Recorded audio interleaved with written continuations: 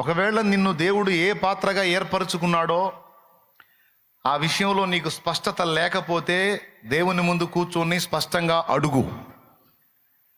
అడిగే తీరిక నాకు లేదు అంటే ఎట్లనో ఊరేగు. లేదా నిజంగా భక్తి ఆత్మీయత నీలో బతికుందా, అట్లయితే దేవుని ముందు కూర్చొని దేవుణ్ణి స్పష్టంగా అడుగు. అడిగి ఆ ఏర్పాటు ప్రణాళిక దేవుడు నీకు స్పష్టపరిచినప్పుడు దాన్ని అశ్రద్ధ చేయవద్దు.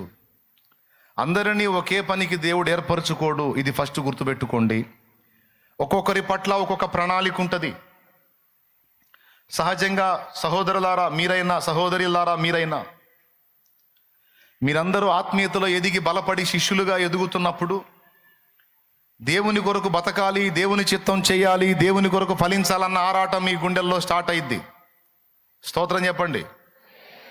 అలా స్టార్ట్ అయినప్పుడు సహజంగా అందరికీ ఒకే టైపు పని చేయాలనే కోరిక కలిగిద్ది. ఏం కావాలి? నేను పాస్టర్ని అవ్వాలి, లేకపోతే సువార్థికుడిని అవ్వాలి, లేదా అపోస్తలుని అవ్వాలి, ప్రవక్తను అవ్వాలి. ఏది అవ్వాలి? అసలు ఏం చేయాలి? నేను నా పట్ల దేవునికి ఉన్న ప్రణాళిక ఏంటి? నువ్వేం కావాలో, నిన్ను ఎందుకు నియమించుకున్నాడో నీకు తెలియదు. నిన్ను నిర్మించుకున్న యజమానుడికి తెలుసు. నీకు తెలియదు, నీ వారికి తెలియదు, ఆయనకు తెలుసు. ఆయనే చెప్పాలి నీకు. నువ్వేదో చేద్దాం అనుకుంటున్నావు, అది కాదు బాబు నీ పట్ల నా ప్రణాళిక, నువ్వు ఇది చేయాలి దా అని ఆ సన్నివేశాలు నీ దృష్టికి వచ్చేటట్టు చేస్తాడు. వాటి విషయంలో నీ హృదయాన్ని రేపుతాడు, నీ హృదయంలో భారాన్ని పెడతాడు. నువ్వు ఏ పని చేయాలో దానికి సంబంధించినటువంటి విషయాలు నీకు ముందే అనుగ్రహిస్తాడు. ముందే ప్రిపేర్ చేస్తాడు, నిన్ను చేసి తర్వాత దానికి అనుగుణ్యంగా నిన్ను నడిపిస్తాడు. నీకు దానికి సంబంధించిన తలాంతులు ఇస్తాడు, వరమునిస్తాడు. తర్వాత ఇదిగో నీకు ఆల్రెడీ నేను ఇది ఇచ్చున్నాను, దాన్ని లైన్లో తీసుకొచ్చి నువ్వు నా కొరకు వాడబడాలి. ఆల్రెడీ ఇదిగో నీకు ఇది ఇచ్చున్నాను, దాన్ని మీరు చేతబట్టి నా పనిలో వాడబడాలి. ఒక్కొక్కరిని ఒక్కొక్క విధంగా దేవుడు ఏర్పరచుకోవచ్చు. కొంతమందిని ఒకే పనికి, కొంతమందిని ఒక పనికి, కొంతమందిని ఒక పనికి దేవుడు ఏర్పరచుకోవచ్చు. కానీ ఆశగల ప్రతి హృదయాన్ని కూడా దేవుడు తృప్తిపరుస్తాడు. నీ హృదయ ఆశను తీరునట్లు నిన్ను వాడుకుంటాడు దేవుడు. నిజంగా నీ మనోనేత్రాలు వెలిగింపబడి భూమి మీద అన్ని పనుల కన్నా దేవుని కొరకు వాడబట్టం కన్నా గొప్ప పని లేదని నీకు అర్థమయ్యి ఆ భారం నీ హృదయంలో ఉంటే తప్పకుండా దేవుడు నిన్ను దృష్టిస్తాడు, నిన్ను పరిగణలో తీసుకుంటాడు, ఖచ్చితంగా నిన్ను వాడకానికి మొదలు పెడతాడు. అయితే ఇక్కడ రెండు విషయాలు గుర్తించాలి. ఒకటి, అసలు నీవు దేనికి ఏర్పరచబడ్డావో తెలుసుకోవాలి.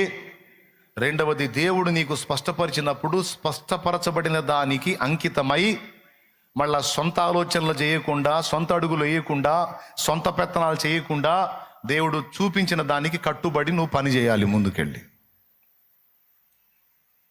అంతేగాని చెంచల బుద్ధితో, చెంచల మనసుతో, నీ మనసుకు తోచినట్టు నువ్వు అడుగులు వేయకూడదు. అందరికీ చెప్తున్నాను. అలా వేయటం వల్ల ఏం జరిగిద్దంటే ఏదో అరాకొర నువ్వు చేయొచ్చు, కానీ దేవుని సంకల్పం నీ వల్ల నెరవేరదు.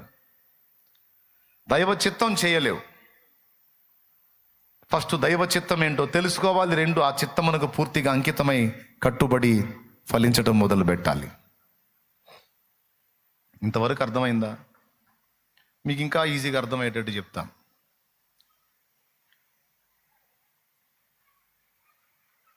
మంచి ఆత్మీయుల్ని తీసుకెళ్ళి ప్రభుత్వోద్యోగాల్లో పెట్టాడు దేవుడు. వాళ్ళ కొలతలు ఎలాంటి అంటే సేవకుల కొలతలు వాళ్ళే.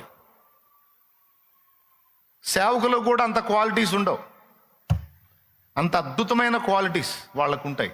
కానీ వాళ్ళు పోయి ప్రభుత్వోద్యోగాల్లో ఉంటారు. వాళ్ళకి అర్థం కాదు, అసలు నేను ఇక్కడున్నానేంది దేవా, నాకు ఈ ఉద్యోగం ఏంది నాయన, నేను నీ సేవ చేయాలనుకుంటే నన్ను తెచ్చి ఇక్కడ కూర్చోబెట్టావని వాళ్ళు ఏడుస్తుంటారు.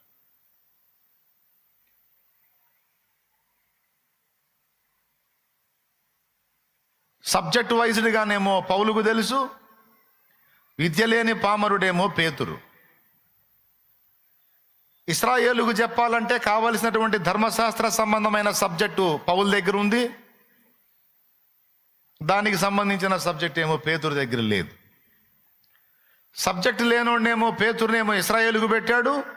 ఇశ్రాయేలుకు చెప్పగల సబ్జెక్ట్ ఉన్న పౌలునేమో తీసుకొచ్చి అన్ని జనులకు పో అన్నాడు. ఏమైనా అర్థమైందో చెప్పింది? అసలు ఎవరిని ఎక్కడ పెట్టాలి? ఇశ్రాయేలుకు సమాధానం చెప్పాలంటే సౌలే చెప్పాలి, పౌలే చెప్పాలి. ఎందుకు? గమలీయేలు పాదముల చెంత ధర్మశాస్త్రాన్ని అవోపాసన బట్టి ఆ ధర్మశాస్త్రాన్ని నెరవేర్చడానికి అడ్డొచ్చిన వాళ్ళని చంపేసేదాన్ని కూడా వెనకాడని యోధుడు సౌలు. సబ్జెక్ట్ వైజ్గా కానీ భారం విషయంలో కానీ కలిగి ఉన్నాడు ఆయన. కానీ ఆయనేమో నువ్వు వాళ్ళని పక్కన పెట్టి నువ్వు అన్ని జనులకు పో అన్నాడు.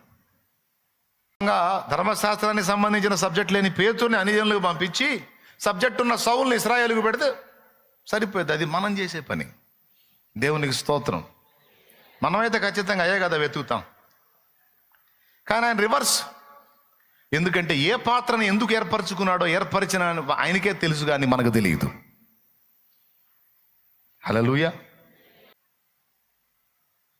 వాళ్ళు దేవుణ్ణి ఆశ్రయించినట్లు ఆపోజిట్లో పంపించాడు. ఆయన ఇష్టం.